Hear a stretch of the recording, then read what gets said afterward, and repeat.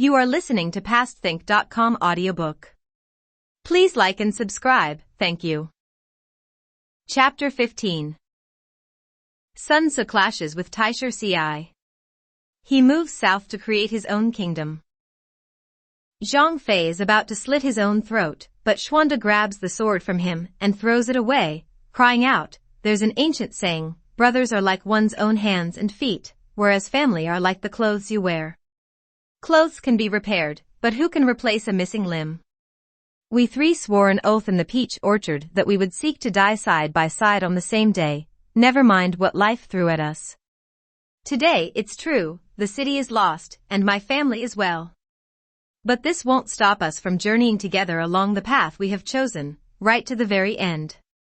Let's be frank, the city was never really mine, and Lu Bu won't harm my family. Indeed, he'll protect them.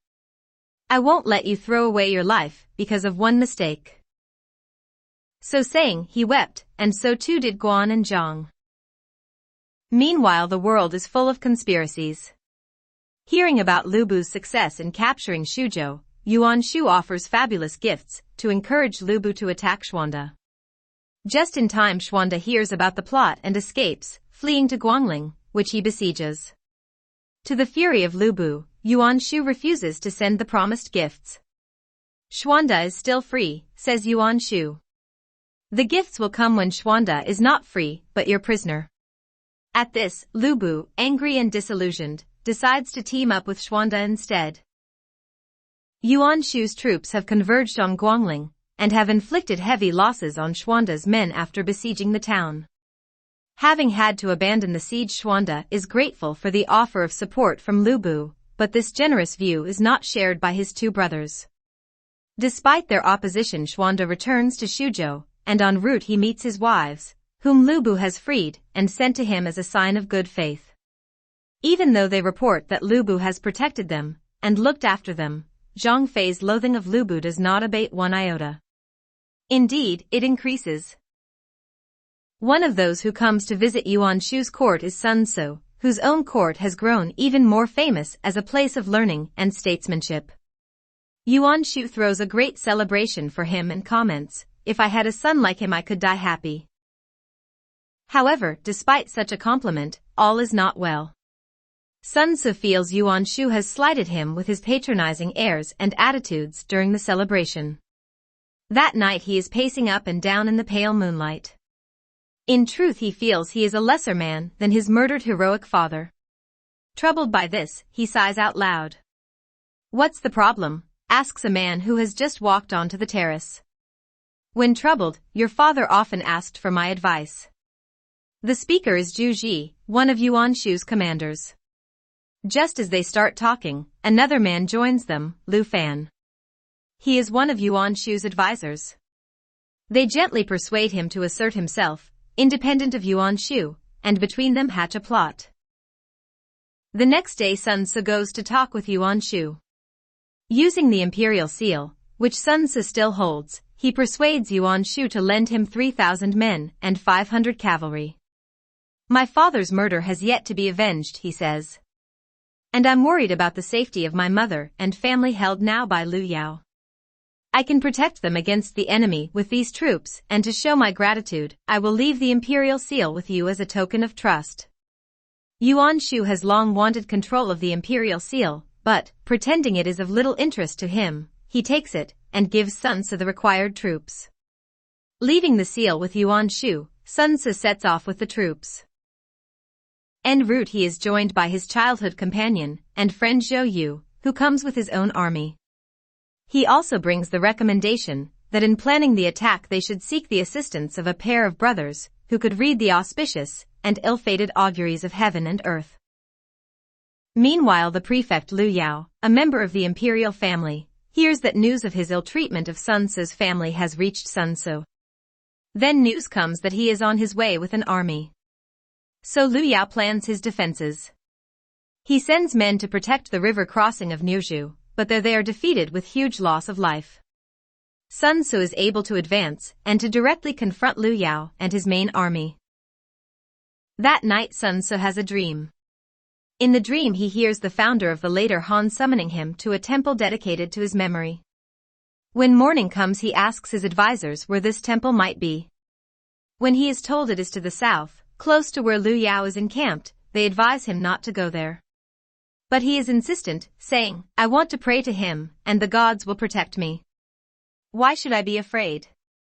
So saying, and taking just 12 guards, he rides to the temple and prays for success.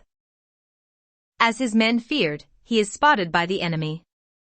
However, Liu Yao is convinced that this sudden exposure of his enemy, so close by, must be a trap. He is trying to get us to come out into the open, and then will ambush us. But Taisher Ci, the great warrior, is dying for a fight. Ignoring Liu Yao's pleas to stop, and with only one other, rather minor commander joining him, Taisher Ci rides out to fight Sun Tzu. He and Sun Tzu go 50 rounds without either gaining the upper hand. Given that Sun Tzu has 12 guards with him and Taisher Ci only one, he lures Sun Tzu away from his guards by feigning flight. When Taisher Ci turns, the fight starts again, only it grows more and more desperate. Blow after blow rains down until they are both knocked from their horses. But still they fight, struggling on the ground. The fight only stops when soldiers from both sides ride up and separate them. This bitter feud shapes the encounters between the two armies as the battles rage across the countryside. Subterfuge is employed by both sides until at last Taisher Ci is captured and brought before Sun Tzu. Sun Tzu greets him as a true hero, and this deeply moves Taisher Ci. "If you had captured me when we fought by the temple," asks Sun Tzu, "would you have killed me?" To this Taisher replies, "I really don't know." Laughing at this, Sun Tzu invites him to dine with him. Moved by this virtuous man, Taisher Ci says, "Liu Yao's troops are disheartened and divided. If you'll trust me, I can go and bring them over to your side." And sure enough, Sun Tzu does trust him, and Taisher Ci recruits thousands of the enemy troops to join Sun Tzu. Moving across the river into the south, Sun Tzu's army at first spreads panic and chaos, but soon people see that this army never steals anything, nor harms any of the ordinary folk. So grateful are the people that they themselves bring food and drink to the camp. Moving further south, Sun Tzu comes up against various conspirators, thugs, rebels and bandits, all of whom want to try to ride on his coattails and seize part of the south. Sun Tzu's response is always swift and severe, and battle after battle is won by him, aided now by Taisher Ci. Between them they capture the cities of Jiaxing, Wuqing and Wujuan among others. While all this is going on, Sun Tzu's brother Sun Quan and his companion Zhou Tai are guarding Xianqing. Out of the blue they are suddenly attacked at dead of night by robbers who have holed up in the mountains. The attack is so unexpected and sudden that Zhou Tai is in bed when the sound of battle reaches him. With no time to dress and therefore naked, Zhou Tai fights with astonishing bravery, and even manages to rescue Sun Quan. Severely wounded, Zhou Tai is barely alive when he is brought at last to Sun Tzu's camp. Deeply concerned for the well-being of such a hero, Sun Tzu orders a search for the best possible doctor. He is recommended to Hua Tuo. What a man! It is as if he is already an immortal, so profound is his knowledge.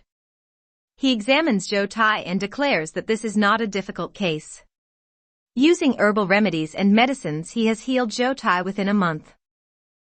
Enraged by the attack on Sun Quan and Zhou Tai, Sun Tzu sets out to destroy the mountain robbers. In a swift campaign he eradicates the thugs of the mountain. With that achievement under his belt he goes on to strengthen his hold on key places, reporting to the court on his triumphs, making contact with Cao Cao and finally demanding that Yuan Shu return the imperial seal. This Yuan Shu has no intention of doing. He plans to seize the imperial throne himself, and possession of the imperial seal is, of course, of immense significance. He also feels Sun Tzu is in his debt for his having lent the original troops, which have made all Sun Tzu's conquests possible. He deeply resents what he sees as Sun Tzu's lack of gratitude. Yuan Shu is determined to have his revenge and asks the advice of his council. The advice is that Sun Tzu is far too strong for him at present. Instead, advisor Yang Dajiang suggests attacking Xuanda. "I have a plan that will ensure the fall of Xuanda," and then we can attack Sun Tzu. Is this wise? As the poem says, instead of attacking the tiger in the east, he decided to attack the dragon in the north. So what is this grand plan that is recommended to Yuan Shu? Read on and find out.